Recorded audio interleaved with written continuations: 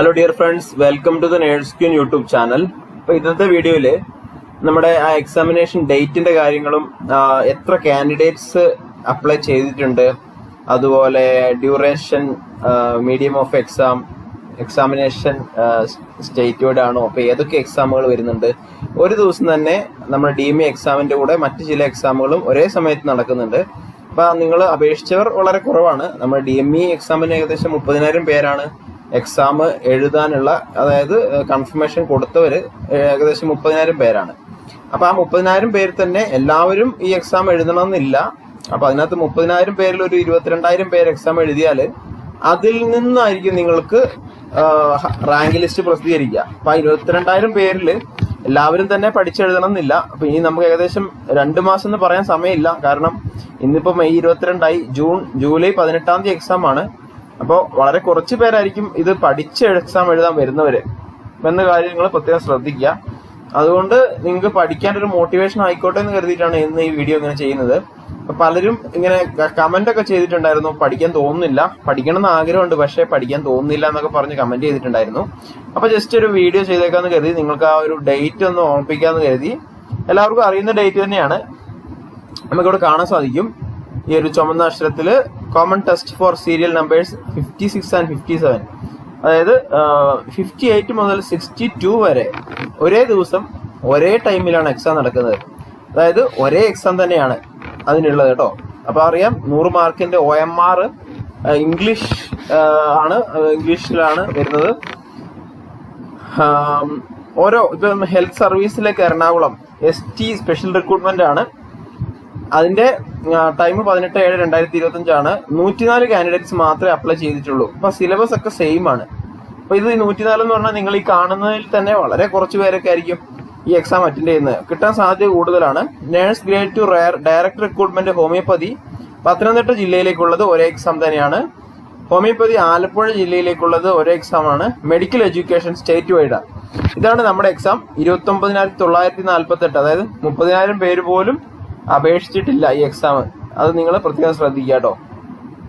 Syllabus നിങ്ങൾക്ക് ഇവിടെ കാണാം. ഇതുവരെ പഠിച്ചു തുടങ്ങാത്തവർ, സ്വയമായിട്ട് പഠിക്കണമെന്ന് താല്പര്യമുള്ളവർക്ക് ഈ സിലബസ് നോക്കാം.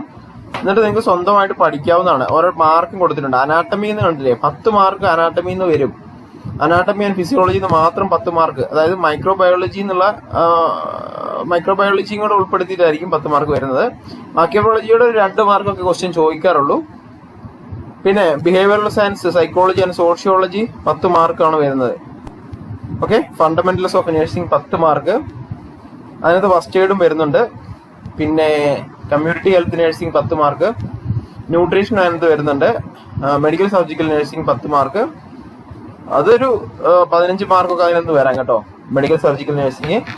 Mental health nursing 10 mark. ചിലപ്പോൾ 12 മാർക്കിനൊക്കെ ചോദിക്കാറുണ്ട്, ചില സമയത്ത് 8 മാർക്കിനൊക്കെ ആകാറുണ്ട്. Child health nursing 10 mark, 12 mark ചോദിക്കാം. Mid വൈഫറി 10 mark. Research education administration വളരെ ഇമ്പോർട്ടന്റ് ആണ്. കാരണം നഴ്സിംഗ് എഡ്യൂക്കേഷനും റിസർച്ചും തന്നെ 10 mark. Nursing administration 10 mark. Nursing രണ്ടും കൂടി 20 മാർക്കാണ് ചോദിക്കുക. അപ്പൊ നമ്മൾ ക്രാഷ് കോഴ്സിനൊക്കെ ഇപ്പം റിസർച്ചിന്റെ ഡീറ്റെയിൽഡ് വീഡിയോ ഇപ്പൊ അപ്ലോഡ് ചെയ്തിട്ടുണ്ടായിരുന്നു. നമ്മുടെ എടുത്ത ക്ലാസ്സുകളാണ്. വളരെ മികച്ച, ഇത് വളരെ ഡീറ്റെയിൽ ആയിട്ടാണ് നമ്മൾ എടുത്തിരിക്കുന്നത്. അപ്പൊ നഴ്സിംഗ് ക്രാഷ് കോഴ്സിനകത്ത് ആ ക്ലാസ്സുകൾ കിട്ടുന്നതായിരിക്കും. ഇപ്പോൾ ലോങ് ടൈം ബാച്ചിലുള്ളവർക്ക്, ഫുൾ കോഴ്സ് ഉള്ളവർക്ക് അടുത്തത് റിസർച്ച് സ്റ്റാർട്ട് ചെയ്യുന്നതായിരിക്കും. അതിൽ അഡ്മിനിസ്ട്രേഷൻ എഡ്യൂക്കേഷനും സ്റ്റാർട്ട് ചെയ്യുന്നതായിരിക്കും. അപ്പൊ ക്രാഷ് കോഴ്സിൽ ഇനിയും ജോയിൻ ചെയ്യാൻ താല്പര്യമുള്ളവർക്ക് ജോയിൻ ചെയ്യാവുന്നതാണ് കേട്ടോ. കാരണം നിങ്ങൾക്ക് ഇനിയും അങ്ങോട്ടുള്ള കാര്യമായിട്ടുള്ള എക്സാമുകൾ, കാര്യമായിട്ടുള്ള ക്ലാസ്സുകൾ വരാനിരിക്കുന്നതേ ഉള്ളൂ. അതുകൊണ്ട് തന്നെ നിങ്ങൾക്ക് ഇനിയും ജോയിൻ ചെയ്യാവുന്നതാണ്. ഓക്കെ, അപ്പൊ ഈ ദിവസം ഓർക്കുക. ഹോമിയോപ്പതി പാലക്കാട് 5,664 പേര് അപ്ലൈ ചെയ്തിട്ടുണ്ട്. അപ്പൊ ഏറ്റവും കൂടുതൽ നമ്മുടെ DME ആണ്. ഇനി അടുത്തൊരു എക്സാം വരുന്നത് DHS ആയിരിക്കും. അതിനി നിങ്ങൾക്ക് 1 വർഷം കാത്തിരിക്കേണ്ടി വരും. അപ്പോൾ അത് DME ഏജ് ഓവർ ആകാൻ പോയവരൊക്കെ പ്രത്യേകം ശ്രദ്ധിക്കുക. ഈ ഒരു എക്സാമിന് വേണ്ടി നന്നായിട്ട് പ്രാക്ടീസ് ചെയ്യുക. സ്വയമായിട്ട് നിങ്ങൾ ഇനി ഏകദേശം 50 ദിവസം മാത്രമേ സമയമുള്ളൂ എന്ന് വിചാരിക്കുക. അപ്പൊ ഈ ഒരു വീഡിയോ നിങ്ങളൊരു മോട്ടിവേഷനായി കണ്ടുകൊണ്ട് എല്ലാവരും നല്ല രീതിയിൽ പഠിക്കുക. താല്പര്യമുള്ളവർക്ക് ക്ലാസ്സുകൾക്ക് വേണ്ടി താഴെ ഡിസ്ക്രിപ്ഷൻ ബോക്സ് ചെക്ക് ചെയ്യാവുന്നതാണ്. ഇനിയല്ല, നിങ്ങൾക്ക് സ്വന്തമായിട്ട് പഠിക്കാൻ താല്പര്യമുള്ളവരാണെങ്കിൽ നിങ്ങൾക്ക് സ്വന്തമായിട്ട് പഠിക്കാവുന്നതാണ്. നമ്മുടെ യൂട്യൂബ് ചാനലിൽ തന്നെ വീഡിയോസ് നിങ്ങൾക്ക് അവൈലബിൾ ആണ്. സോ ഈ വീഡിയോ നിങ്ങൾ മറ്റു കൂട്ടുകാരിലേക്ക് ഷെയർ ചെയ്യുക. Thank you for watching. All the